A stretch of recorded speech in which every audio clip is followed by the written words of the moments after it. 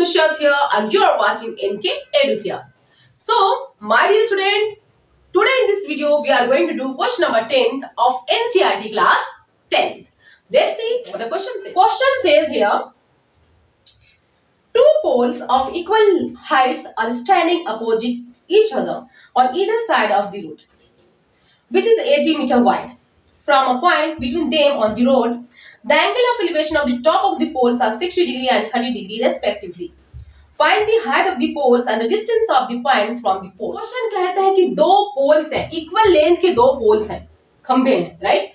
Two poles हैं, suppose that A B और C D ये दो पोल्स हैं, दोनों की लेंथ मींस दोनों की हाइट सेम है, right? Pole one pole two whatever, ये पोल वन है, pole one pole two, okay? दोनों की सपोज दोनों की हाइट सेम है, तो हम सपोज कर लेते हैं इनकी हाइट को h, राइट? ये बोल रहा है और ये दोनों पोल किसी रोड के इधर साइड पे है. ये रोड है, सपोज दैट बीसी रोड है, रोड की ये साइड ए बी पोल है और रोड की ये साइड सी डी पोल है. मींस दोनों रोड के किनारे पे हैं, ओके? और रोड की जो विड्थ है, चौड़ाई है, वो है 80 मीटर, ओके? 80 मीटर चौड़ाई रोड के दोनों साइड में दो पोल लगे हुए हैं जो कि इक्वल लेंथ की है, राइट? और यहां से देखते हैं एक पॉइंट से, एक पॉइंट सपोज ओ एक पॉइंट है, उस पॉइंट से अगर हम पोल ए को देखते हैं, सपोज ये पोल वन मींस सीडी पोल सीडी को देखते हैं, एंगल ऑफ एलिवेशन बन जाती है 60 डिग्री. वहीं दूसरी तरफ अगर हम पॉइंट ओ से दूसरी पोल ए बी को देखते हैं, okay, then angle of elevation बनती है 30 डिग्री. Got it? हमें फाइंड आउट करने हैं height of this two equal poles. ये दोनों बराबर हाइट वाले जो पोल्स हैं, इनकी हमें हाइट फाइंड आउट करनी है. और हम ये भी पता करने हैं हमें ये पॉइंट से दोनों पोल्स कितनी दूरी पे हैं. वो पॉइंट से ये पोल कितनी दूरी पे है, ओ पॉइंट से पोल ए भी कितनी दूरी पे है. मींस हमें ये फाइंड आउट करने हैं कि दोनों पोल्स इस पॉइंट से कितनी दूरी पे है.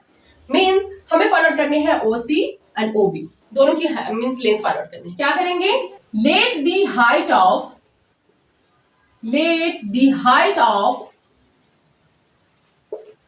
two equal poles.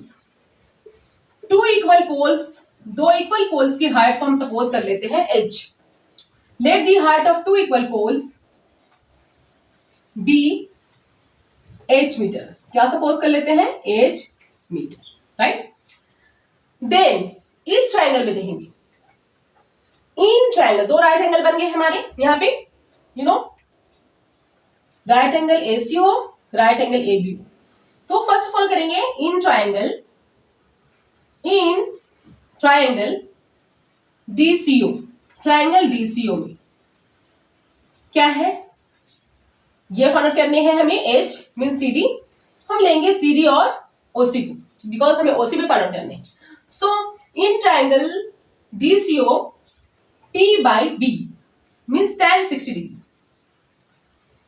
Tan 60 degree equals to CD by OC. Tan 60 की वैल्यू क्या होती है? √3. क्या होती है tan 60 की value? √3. CD we have supposed h, ने CD को h suppose किया है. OC we don't know, so OC हमारा as it is होंगी. Now cross multiplication. OC √3 equals to h. Therefore, OC equals to h by √3. इसे suppose करेंगे equation 1. No दूसरी तरफ in triangle ABO, triangle ABO में नहीं, no in triangle ABO, triangle ABO में भी सेम केस है, P by B, okay, tan 30 degree equals to P by B, क्योंकि हमें फाइंड आउट करने हैं P मींस H और ये OB भी फाइंड आउट करने हैं. So tan 30 degree equals to tan 30 degree कितने के बराबर हो जाएगी? AB by OB. Now tan 30 degree की वैल्यू क्या होती है? 1 by √3 and that is equal to AB की वैल्यू क्या है? H और OB क्या है? OB ही. Therefore, OB equals to h√3। ये देखेंगे अगर OB और OC को हम ऐड करेंगे तो क्या मिलेगा हमें, that is equal to BC, और BC कितनी है 80 डिग्री, और इसे ऐड करने से हमें h की वैल्यू मिल जाएगी। Now you know what, OB plus OC, OB और OC को अगर ऐड करेंगे तो कितनी होती है दोनों को, मींस ये विथ मींस जो सड़क की जो विथ है, चौड़ाई है, वो कितनी है 80 metre. So OB plus OC equals to 80 metre. OB की वैल्यू कितनी है h√3, OC की वैल्यू क्या है h/√3, and that is equal to 80। Now LCM √3 into √3 √9 का square root 3, so 3h plus h equals to 80।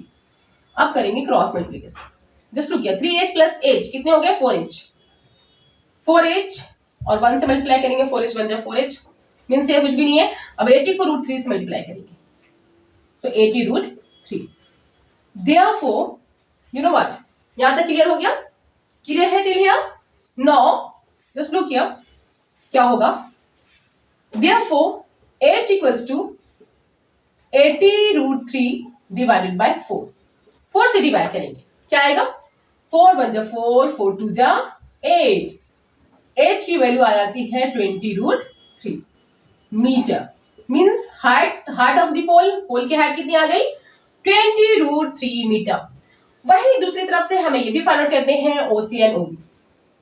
Just look here, अगर हम इस h की वैल्यू को पुट कर देते हैं किसमें, इक्वेशन 2 में, right, so you know you will get here h√3 equals to 20 you know h की वैल्यू क्या है हमारी, h की वैल्यू कितनी है 20√3, so 20√3 into √3, √3 √9 square root of 9 3, so 23 जा 60 मीटर। OB कितनी आ जाएगी हमारी h, ये क्या है OB है, h√3 क्या है OB, therefore OB equals to 60 metre. OB कितनी वैल्यू आती है OB की 60 मीटर। जब OB 60 मीटर है देन OC कितनी होगी, OC टोटल 80 है, 80 में से 60 माइनस करेंगे 20 मीटर, 20√3, और हमें ये पता है OB equals to what h√3, equation 2 में है।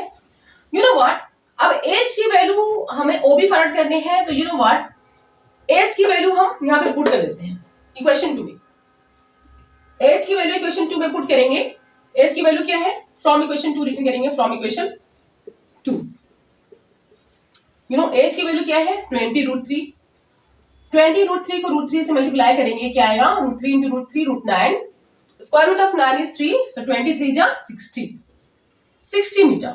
OB की वैल्यू आती है 60 मीटर, OB कितनी आती है ये 60 metre.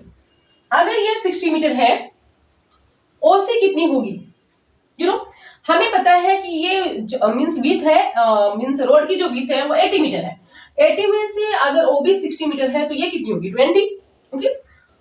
So OC, therefore OC equals to you know what BC minus OB, BC में से OB माइनस करेंगे और BC पता है BC कितनी है 80, so 80 minus 60 equals to 20 metre, right.